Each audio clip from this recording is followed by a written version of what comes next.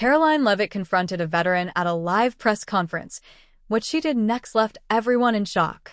The wind roared through the streets of Washington, D.C., sending dry leaves skittering across the pavement. Ethan Carter clutched his worn-out coat tighter, his fingers stiff from the cold.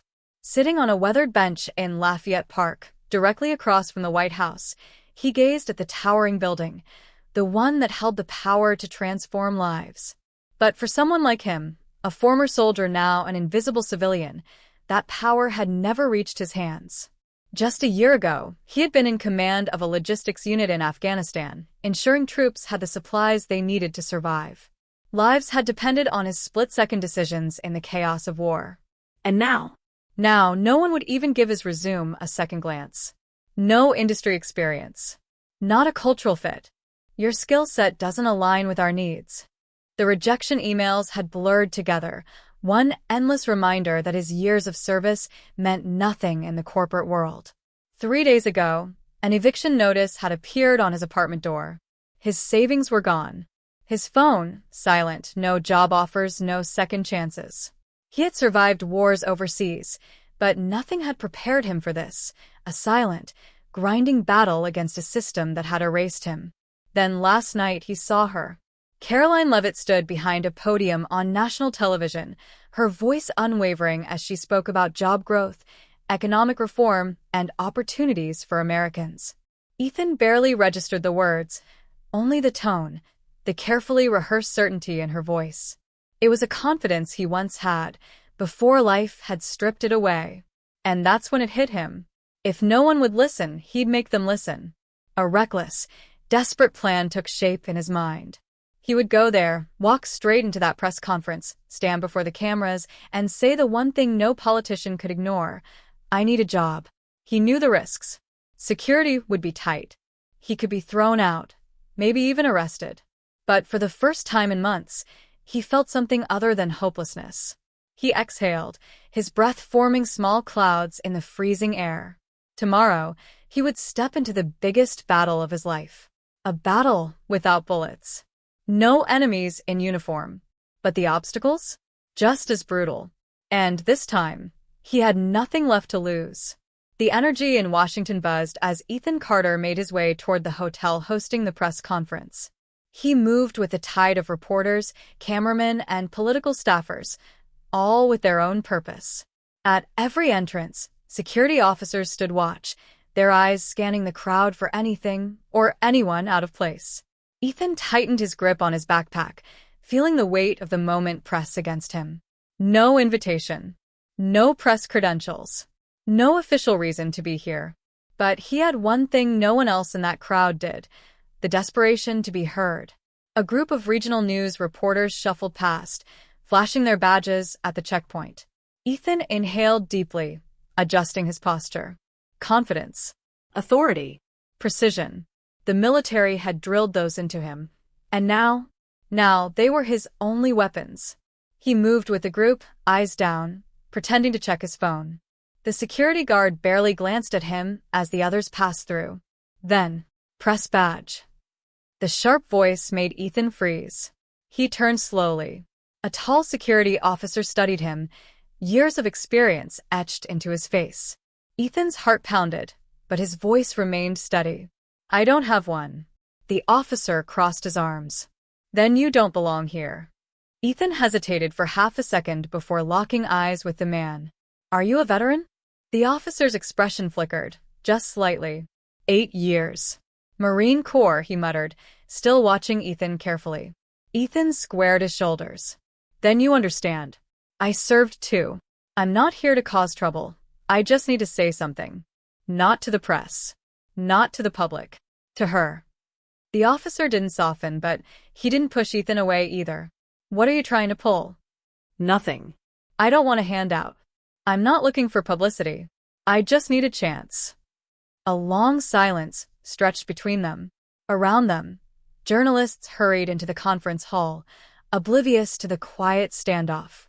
Finally, the officer exhaled and stepped aside. Last row. Stay quiet. Don't make me regret this.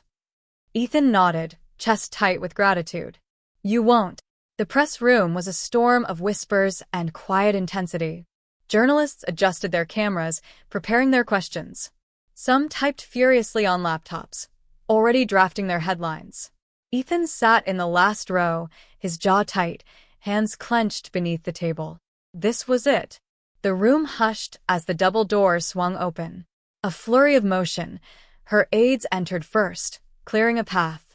Then, with the poise of a seasoned political force, Caroline Leavitt walked in. The energy shifted in an instant. She wasn't the president, but she might as well have been. One of the most influential voices in the administration, she had the power to shape policies, control narratives, decide who got heard and who got ignored. She strode to the podium, heels clicking in sharp, deliberate steps. Her aides took their places, scanning the room for any sign of disruption. Ethan inhaled deeply, steadying himself. His heart pounded. This wasn't war, but it sure felt like it. A different battlefield, same stakes, fight, or fade into irrelevance. Caroline placed both hands on the podium. Good afternoon, everyone. Let's get started. The first question came immediately. A reporter from CNN, asking about the economy. Caroline's response? Precise. Rehearsed. Another journalist brought up foreign policy. She pivoted smoothly, sidestepping controversy with the skill of someone who had spent years dodging political landmines. She controlled the room. Ethan watched, waiting. His mouth was dry. His fingers tingled with adrenaline. Then, after nearly 40 minutes, an aide at the side of the room gave Caroline a subtle nod. Time to wrap up. It was now or never. As she glanced at her notes, preparing to close, Ethan pushed back his chair and stood. Ms. Leavitt. The room froze. Every head turned. A ripple of confusion spread. Who was this man? He wasn't a journalist. No microphone. No camera. No credentials. Caroline's gaze lifted, sharp, assessing. For a split second, her expression flickered. Not fear. Calculation. Ethan stepped forward. My name is Ethan Carter. I served in Afghanistan for 10 years. And I need a job. Silence. A heartbeat later, chaos. Reporters whispered. Cameras swiveled. Security moved toward him, but Caroline raised a single hand. Wait. The officer hesitated. She tilted her head, studying Ethan carefully. You're telling me you can't find a job? Her tone was unreadable. Ethan met her gaze. No one will hire me. They see veteran and assume I can't adapt. That I'm damaged. That I don't fit in their world. The room shifted. This wasn't just political anymore. This was personal. Caroline exhaled, arms crossed.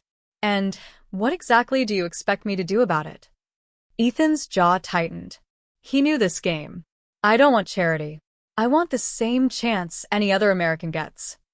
And in that moment, Caroline hesitated. The whole country was watching. And the battle had just begun. A reckless political theater designed for headlines rather than real change. Conservative commentators questioned if this was an overreach of government intervention, while veteran advocacy groups cautiously celebrated the move, waiting to see if it led to tangible reforms. Ethan barely had time to process it all. As he stepped outside, the cold Washington air hit him like a wave, but for the first time in months, he didn't feel the usual numbness. He had been seen, heard, given a chance. But what came next? His phone buzzed relentlessly. Calls, messages, emails. Some from old military buddies cheering him on, others from journalists hungry for a follow-up. He ignored them all. Right now, he needed to think. Back inside the White House, Caroline Leavitt sat in a closed-door meeting with her senior advisors. The energy in the room was tense. This was reckless. One aide snapped, throwing a printed headline onto the table. You just set a precedent we can't control. Caroline leaned back in her chair, calm but unwavering. Good, she said simply.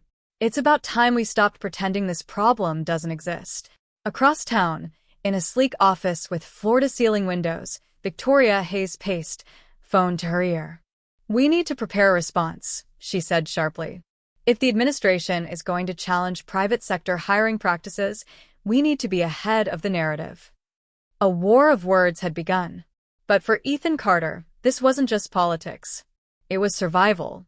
Monday morning, he would step into the Department of Veterans Affairs, not as a soldier, not as a forgotten name on a rejected job application, but as a man with a mission.